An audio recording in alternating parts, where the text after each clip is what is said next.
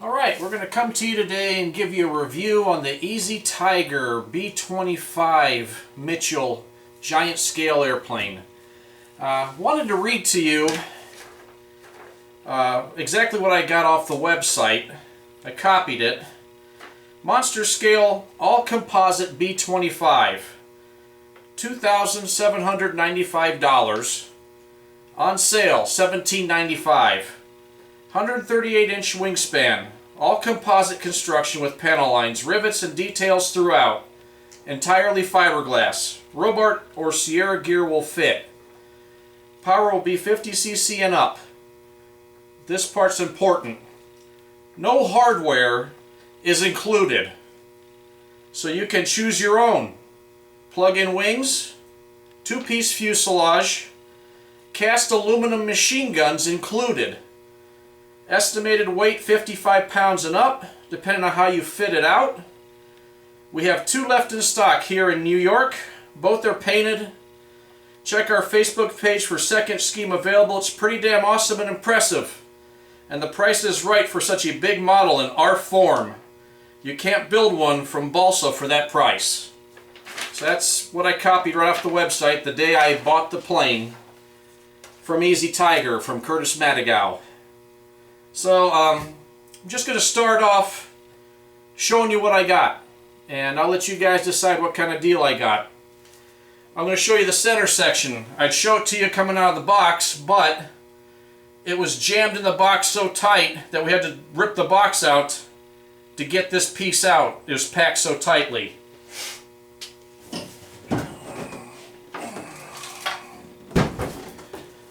So here's the center section. It's what holds both engines. I checked the front.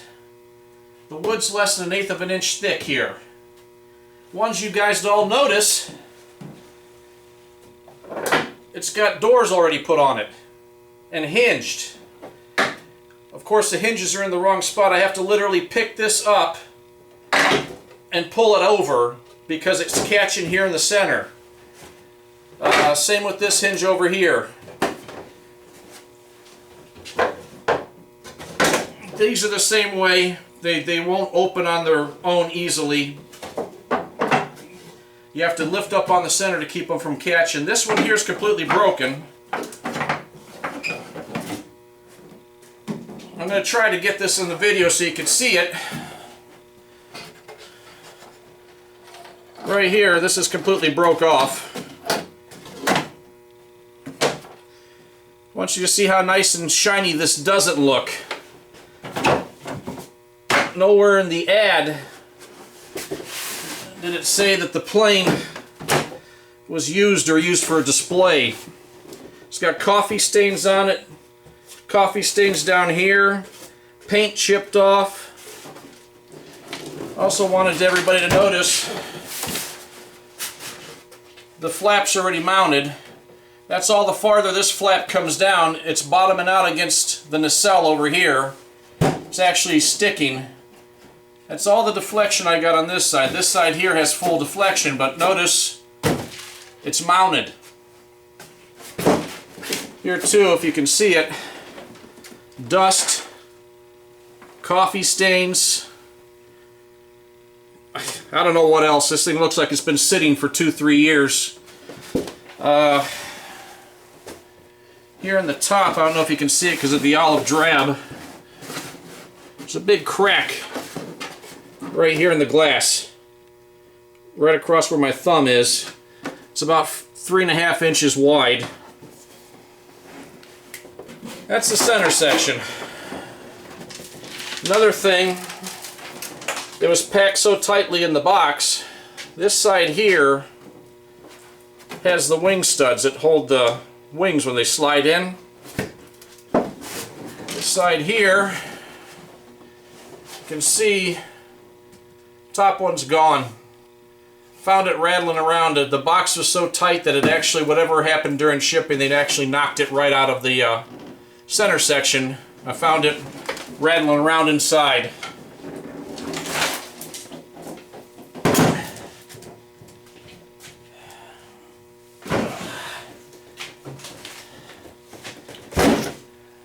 Got the This is the top cover.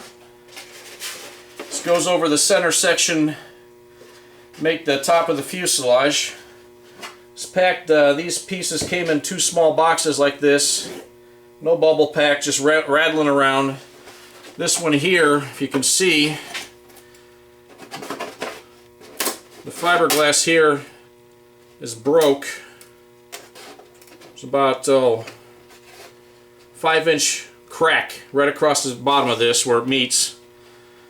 And it had been repaired here with some kind of stick. And down in here,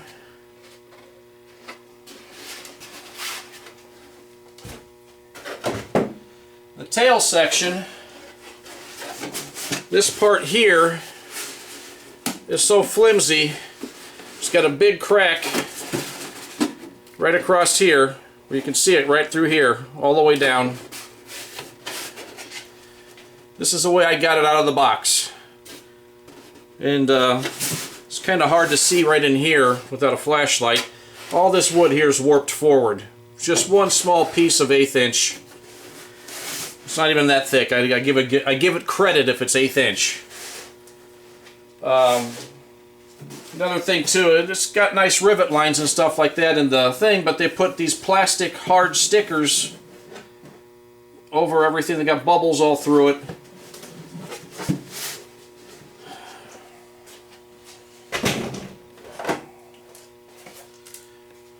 The way they got the rudders for the ends hinged is pretty far forward. If you look, that's all the deflection I got, the way it's mounted. But if you push here on the sides, it's just hollow fiberglass. I have no wood in here if I decided to, and they epoxied these pins in. The way this is hinged, you got no deflection. That's it. Less than 1/4 inch. Same thing with the stickers. Hard stickers over the rivets, full of bubbles, peeling up.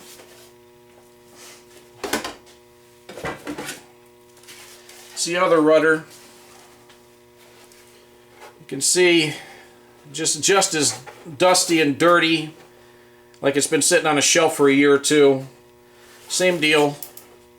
This one's got a little bit better deflection, but that's for a plane that's going to end up weighing 60-70 pounds and I get in a crosswind or something. That's not a whole lot. And the way that it's assembled and hinged, it bottoms out here and down here in the bottom. You can't, there's nothing to do with it. I mean, and this being hollow in here, even if you pull this hinge out and cut slots in here, there's no meat, there's no bones inside of here to put a regular hinge to try to get a little bit more deflection.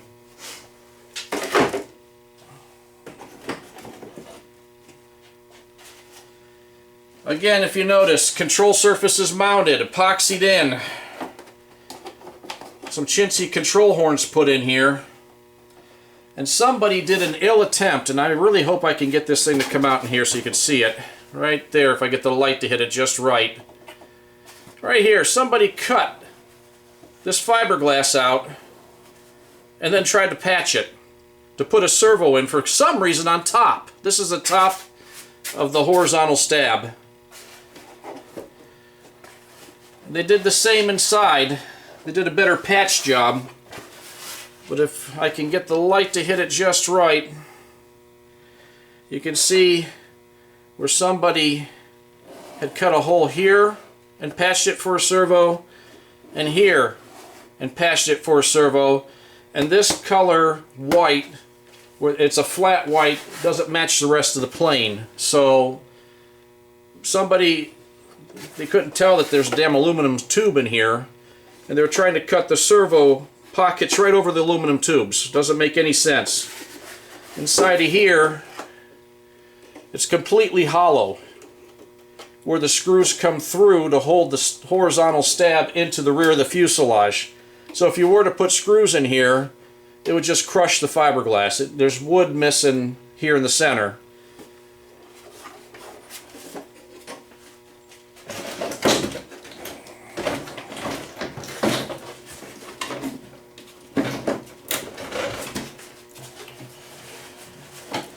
if you look here, the horizontal stab won't even go into the rear fuselage.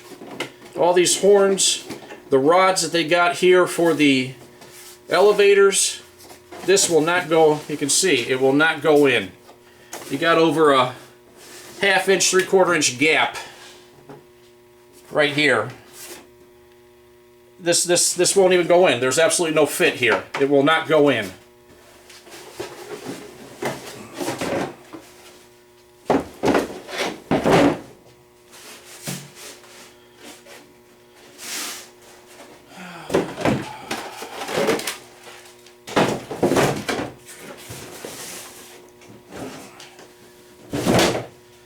Well, here's the big stuff here.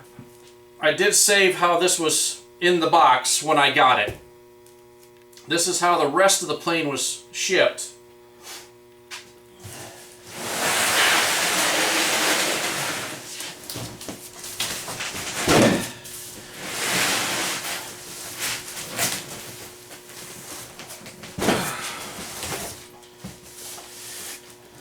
Just wanted everybody to see how they came shipped. Had some bubble pack in the bottom. This is the front half of the fuselage. Notice how much room we got in the box.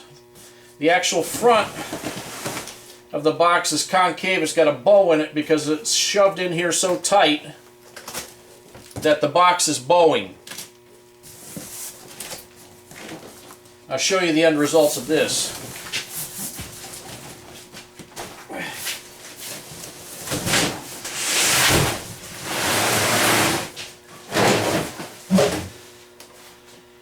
Here's the front half of the fuselage.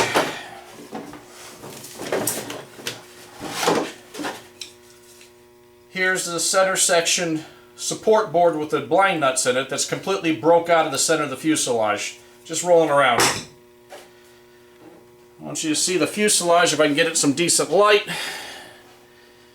Dirt. Dust. More dust. Coffee stains or tobacco spit. I can't, I'm afraid to touch it. I don't even know what that is. It's either coffee stains or tobacco spit. Side of the fuselage, the paint's all rubbed off from bouncing around the box.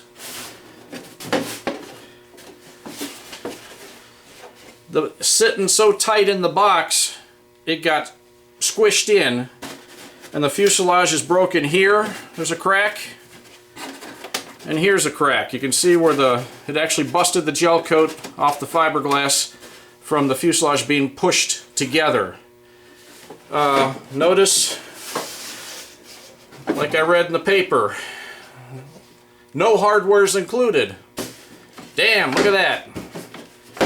Installed poorly. And if you look, you can see where the bottom of the bomb bay door is completely busted all the way from here to here. Giant crack. Hope I got good enough light so you guys can see that. This one here is really good.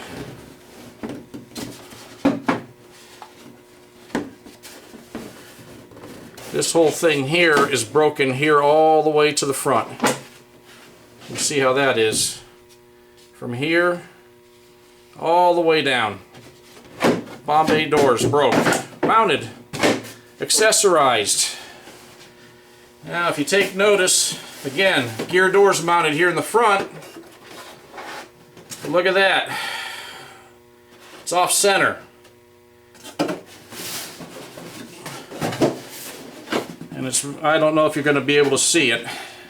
Now, what they did inside the front here,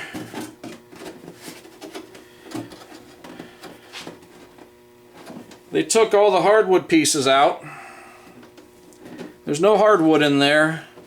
Then they cut the slots out because this was designed to be mounted center, but yet the gear door isn't center. So somebody cut the square pegs out and tried to move them over. So this wood up in here is useless now. It's all chopped up. I don't know if it's hard to see, but it's all chopped up in there. no hardwood pieces for the front nose gear. And they tried to move it, well, at least about an inch from what I can see in there.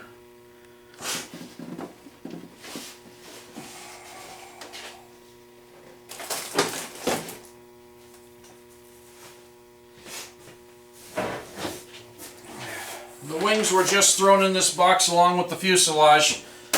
Had one piece of small bubble pack in it.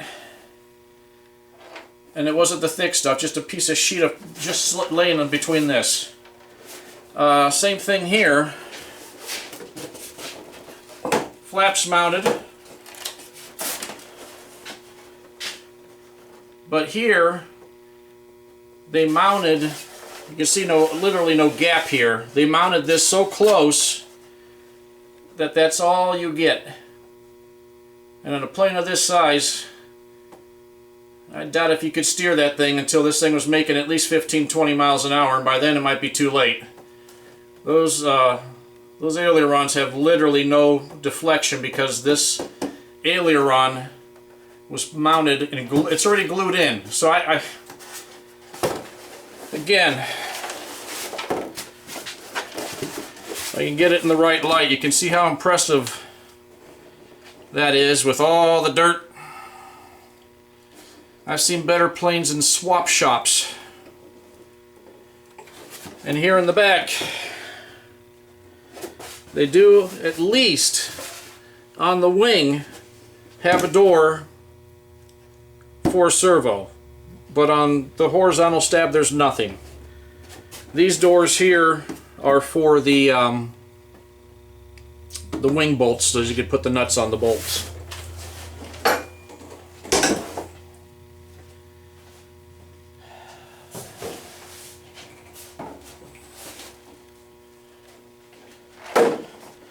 Wing here too, you can see all the scuff marks from it rubbing in the box. Hopefully in this light you can see it, especially up in here. Same thing with the aileron. That's all the deflection that there is in the aileron. Mounted too close. It's rubbing. The aileron's actually so close it's rubbing the end of the wing here.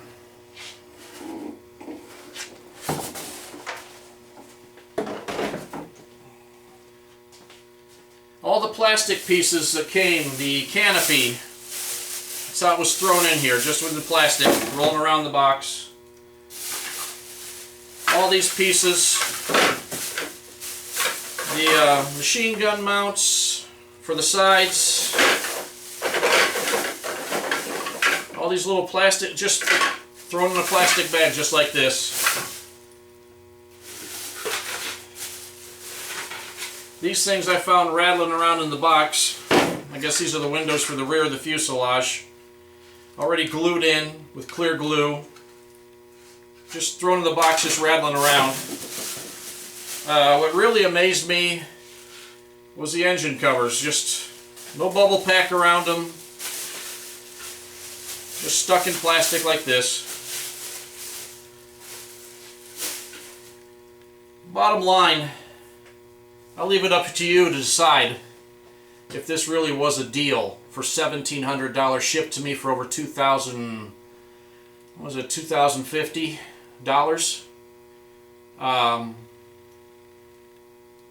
The way that this thing's set up, the way it's busted up, I'd have to add another 8 pounds of cloth and resin to fix everything that's broke. There's not one piece on this plane that's not broke somewhere or improperly assembled, which it's not supposed to be. If you caught the beginning of this when I read off what came on this plane, wasn't supposed to have any hardware in it. That's not the way it was advertised. In some later emails,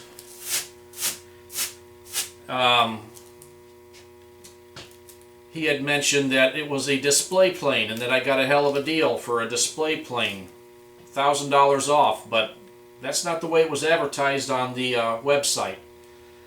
Bottom line, this thing's a mess. It's been laying around for a while. It's been taken to shows. if at best, because of, well, even here in the front nacelles,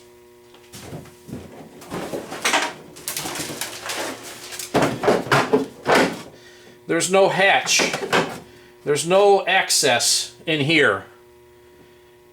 And it's kind of hard to see. I should have brought a flashlight, but I tried to stuff a 16-ounce tank in here and it won't fit. It won't fit through here sideways, even a 24-ounce tank. I was going to run a pair of DLE 85s on this because it's going to weigh about 60 pounds when assembled completely. And for the amount of tail weight that this plane already has because of the thick fiberglass, I'm going to have to load up the front of the plane with a lot of weight to get it to balance because of the tail. At best, this was a prototype plane, at least in my eyes, that was assembled just to take to shows to show. This was not a plane that was going to be supposed to be sold to the public to fly. I imagine if I spent a couple $1,000s and a whole lot of time, I could probably make it work, but that's not the point. It's not what I paid for. I guess this is kind of like a life lesson review for me. I did deal with Curtis almost 2 years ago on a 310. It did take a while to get. I had some problems with the canopy windshield being broken. It took almost a year, but it was resolved. And I thought, being naive, I was looking for a winter project, and I thought, what the hell? If I got a beautiful 310 out of it, so I thought, what the hell? I'll order it now. If I run into any shipping problems or any, I'll get it in time for winter to start working on it. That's my naive part for not checking. The first red flag was when I dealt with them the first time, and it took so long to get the plane, almost 6-7 months. Halfway into this endeavor, I got cracked on by one of the guys in the club, and it says, "Did you ever bother checking?" I'm not going to sit here and badmouth Curtis. I don't have the time of the day for it. If you guys want to investigate, Google easytiger models and just put in problems with easytiger models. Google it. That's something I didn't do. So basically, I just wanted to show everyone what I got, and I want to try to help other people so they don't run into the same problem I did. Don't shoot from the hip and impulse buy. That's what this was. I seen it for $2,700. I said $1,795. That's $1,000 off. I was thinking Carf model, all composite. That's not what I got. And some people say, well, you got a deal for $1,700. It's like, no, I didn't. I mean, I still ended up paying over $2,000 for this plane. I expected to see a plane that was being discontinued or something, or, just close out sale. That's what I thought it was, a new plane. This is not new. So, long story short, don't impulse buy. Don't do what I did. Check out your source. Check out the Better Business Bureau. I did not know that RC Universe and RC Groups, not only is it a chat thing, but you can also run a search on other businesses and talk to people. I didn't know that until just recently. I got burned on this one, and there's some ways you guys can safeguard yourself against getting burned. One thing is, most retailers will not charge your credit card until the item ships. This was charged right after my phone call. Problem with that is if you're waiting 6 to 8 weeks, 10 weeks, whatever it takes to get a plane, your time to dispute something goes away on your credit card. Most credit cards are 2 months. Some of them will go 3 months. But after that time period, it's your baby. You're out that money.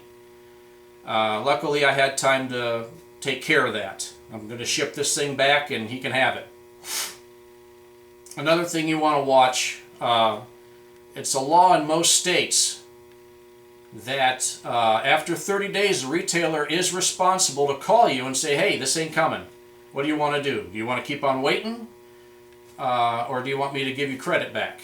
And that's the way it is in most states. You know, you're going to have to check your own states for that law to see what applies and what applies in New Jersey, New York. Big thing is if your card's charged right away, don't freak, but just know that you're on a timer at that point. And keep an eye on it. If the thing doesn't come, you know, call your credit card company and say, hey, I haven't got this product. It's been X amount of times. I want my credit card charged back, and they'll be more than happy to do it for you.